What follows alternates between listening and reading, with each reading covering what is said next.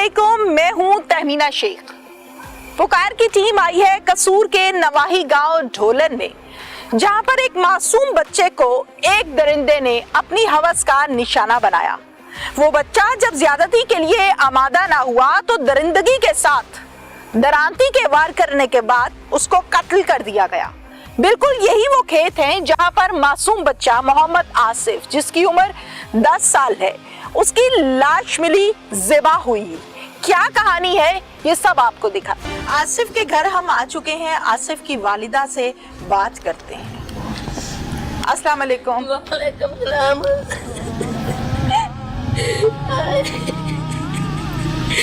अभी मेरा आसफ नहीं लभदा। क्या हुआ था, कब पता चला था? मेरा आसफ बाहर गांव से घास लैन गया सी, ਉਹ ਤੋਂ ਮੇਰਾ ਬੇਟਾ ਨਹੀਂ ਲੱਭਾ ਸਾਨੂੰ। ਅਸੀਂ ਸ਼ਾਮ ਟਾਈਮ ਤੇ ਆਦੇ ਬੱਚੇ ਨੂੰ ਲੱਭਣ ਲੱਗ ਪਏ। ਮੇਰਾ ਬੱਚਾ ਨਹੀਂ ਲੱਭਾ। 8 ਵਜੇ ਮੇਰੇ ਬੱਚੇ ਦੀ ਸਾਨੂੰ ਲਾਸ਼ टकरी है। किसी ने आके बताया था कि आसिफ की लाश पड़ी हुई है? नहीं, ਅਸੀਂ खुद ही ਲੱਭੀ है। हाँ जी, खुद ढूंढते रहे ਅਸੀਂ ਆਸਫ ਦੀ ਲਾਸ਼ ਨੂੰ। अच्छा। ਮੇਰੇ ਪੁੱਤਰ ਨੂੰ ਕਤਲ ਕਰ ਗਿਆ ਹੈ, ਛੁਰੀ ਨਾਲ ਉਹਦਾ ਗਾਟਾ ਵੱਢ ਗਿਆ ਹੈ। ਦਾਤਰੀ ਨਾਲ ਦਾ ਗਾਟਾ ਵੱਢਦਾ ਹੱਥ ਕੱਟ ਦਿੱਤਾ ਸੂ। ਮੇਰਾ ਪੁੱਤਰ ਦੀ ਬਾਂਹ ਤੋੜ ਦਿੱਤੀ ਸੂ।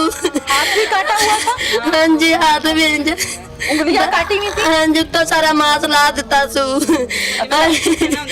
ਮੇਰੀਆਂ ਤਿੰਨ ਬੱਚੀਆਂ ਨੇ, ਇੱਕ ਬੱਚਾ ਸੀ। ਮੇਰਾ ਆਸਫ ਮੇਰੀਆਂ ਅੱਖਾਂ ਤੋਂ ਦੂਰ ਕਰ ਲਿਆ ਸੂ। ਮੈਨੂੰ ਆਸਫ ਮੇਰੇ ਤੋਂ ਚਲਾ ਗਿਆ। ਉਹਦਾ ਵਾਲੀ ਵਾਰਸ ਕੌਣ ਇਹਨਾਂ ਬੱਚੀਆਂ ਦਾ ਹੈ? ਮੈਨੂੰ ਆਸਫ ਦਾ ਕਾਤਲ ਚਾਹੀਦਾ ਹੈ। ਮੈਨੂੰ ਆਸਫ ਦਾ ਕਾਤਲ ਚਾਹੀਦਾ ਹੈ। ਮੈਂ ਬੱਚੀਆਂ ਕਿੱਧਰ ਲਾਤੇ ਜਾਵਾਂਗੀ? आसिफ घर से क्या करने गया था? चारा काटने गया था? हाँ जी, आसफ कार से चारा काटने गया सी। आसफ दोबारा कार नहीं आया। आसफ 6वीं क्लास च पढ़दा सी।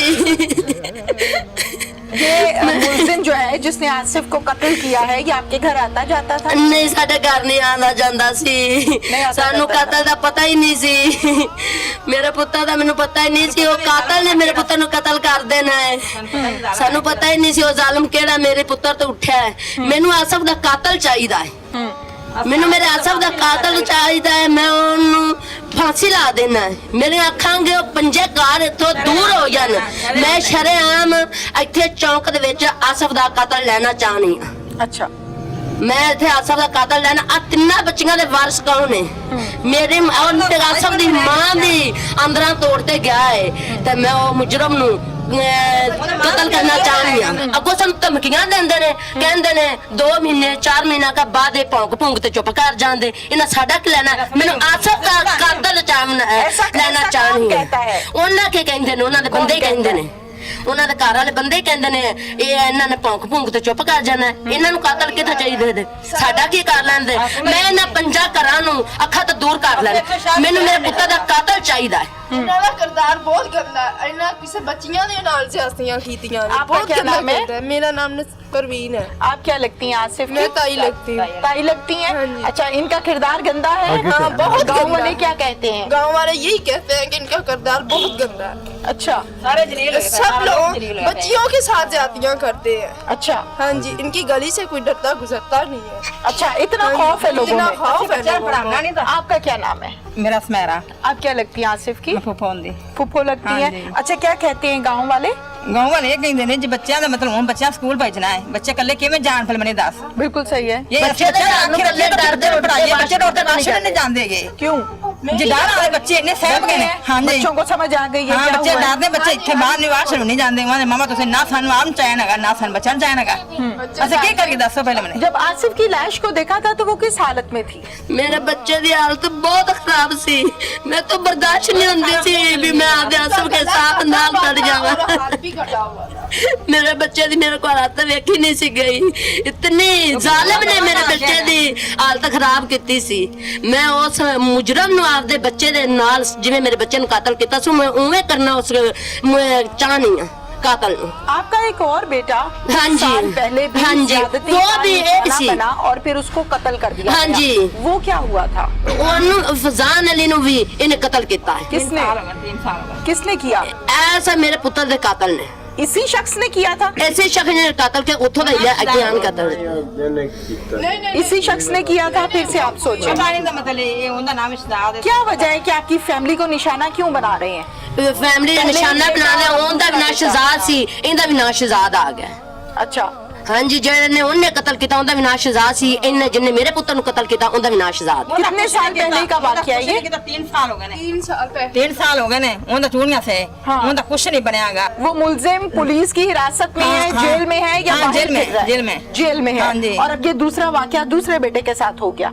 ਹਾਂਜੀ ਹਾਂਜੀ ਜੋ ਸਾਡੇ ਬੱਚੇ ਦਾ ਪਹਿਲਾ ਵਾਕਿਆ ਫੜਿੰਦਾ ਮੁਜਰਮ ਕਤਲ ਹੁੰਦਾ ਮੇਰੇ ਬੱਚੇ ਨਾਲ ਇੰਜ ਕਤਲ ਨਹੀਂ ਸੀ ਹੋ ਸਕਦਾ बिल्कुल, एक माँ की ये दुहाई है कि उसके बेटे को पहले भी ज्यादती का निशाना बनाया गया, कत्ल कर दिया गया और कुछ सालों के बाद दूसरे बेटे को ज्यादती का निशाना बनाया गया और दरांती के साथ कत्ल कर दिया गया।